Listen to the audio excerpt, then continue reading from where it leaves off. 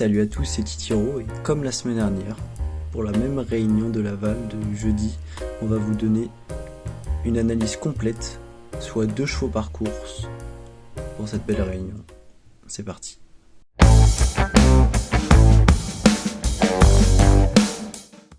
Commençons directement avec la première épreuve du programme sur l'hippodrome de Laval et on va choisir le 107. Il s'agit de Jamaica Fedo. Voilà, Jamaica Fedo qui retrouve Eric Raffin. La jument vient de faire cavalier seul sur les 3100 mètres à Angers en faisant un chrono canon. Alors, en réalité, si elle fait pas de faute dans cette épreuve, elle a déjà une toute première chance, donc nous comptons activement sur elle. En outsider dans cette épreuve, je vais choisir le 109, il s'agit de l'As 109 Jurelat de Palme. Jurelat de Palme, c'est peut-être la jument de classe du lot, qui a couru à une très bonne catégorie, qui a fait une super entrée sur l'hippodrome du Croisé-la-Roche. Elle semble s'être retrouvée. Donc en dernier lieu, elle n'a pas de prix très dur. Donc si elle reste trop, c'est une très bonne chance dans cette épreuve. Pour cette deuxième épreuve du programme, je vais choisir en base entre guillemets le 213, c'est Case. Case qui vient de renouer avec la victoire en dernier lieu en plaçant un gros scud dans le dernier tournant. Il n'a plus jamais été retrouvé. Voilà, le cheval, on sait très bien qu'il a de la classe. Il a très peu couru. Voilà, c'est un cheval qui a beaucoup d'argent à prendre, donc a priori ça semble être une bonne base de jeu. Et en outsider, je vais choisir le 209, il s'agit de Cadence du Perche. C'est vrai que c'est pas le choix le plus évident à cette épreuve, mais j'avais vu courir à Angers et ce jour-là il le faisait de plaisante manière. Je vais insister un peu dessus en réalité parce que j'estime que c'était un très bon cheval. Voilà, il y a peut-être des chevaux qui sont en très grosse forme également dans ce lot-là qui peuvent figurer à l'arrivée, mais voilà, en outsider, j'ai bien envie de choisir ce Cadence du Perche qui a quand même beaucoup d'atouts dans son jeu dans le cas où il ne fait pas de faute. Pour cette troisième épreuve du programme, je vais choisir le 311, c'est de Kilimanjaro Playa, qui vient de s'imposer à 2 reprises, que ce soit à Cordemais ou à Cholet. Le cheval le fait très bien, le fait en force, dans des très bons chronos. Donc voilà, si le cheval n'est pas fautif, c'est une toute bonne chance dans cette épreuve. Je pense qu'il a encore beaucoup d'argent à prendre. Notre leader dans cette épreuve, on va choisir le 303, King de Chantilly. King de Chantilly qui avait débuté sa carrière par des bons résultats en alternant les disqualifications et les premières places. Voilà, le cheval a désormais 3 parcours dans les jambes. Il est associé avec Guillaume Martin, un catch driver. S'il reste sage, ça reste quand même une très bonne chance dans cette épreuve. Et voilà, question de sagesse.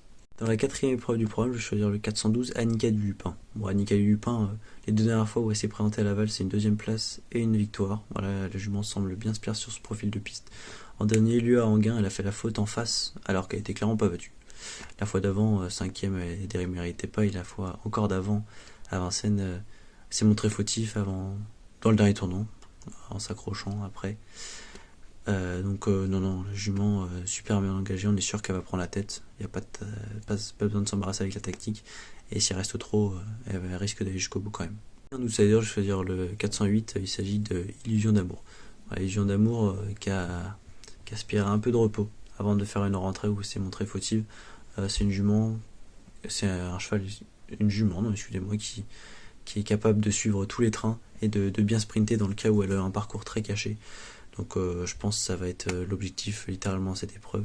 Voilà, pas falloir faire un pet de terrain de trop, mais si elle a le parcours parfait, elle va être capable de bien gicler pour être 4e place à Bellecote.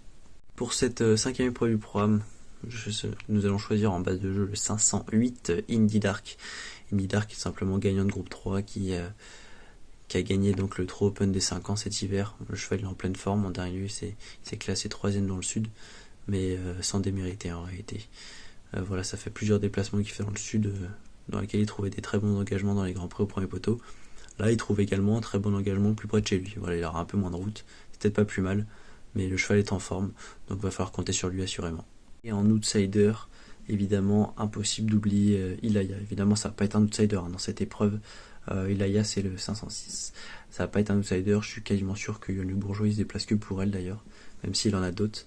Voilà, Ilaya vient d'être emmurée vivante dans un quintet à Vincennes. Elle a jamais pu trouver le plaçage, en se classe en 3e.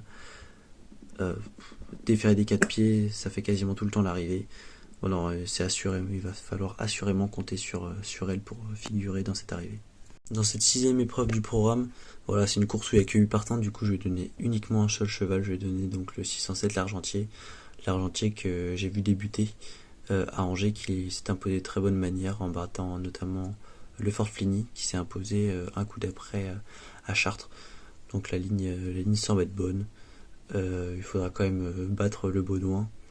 Mais voilà, le cheval semble avoir un peu de qualité. Et s'il fait bien la corde à gauche, ça devrait le faire. Direction la 7ème épreuve du programme.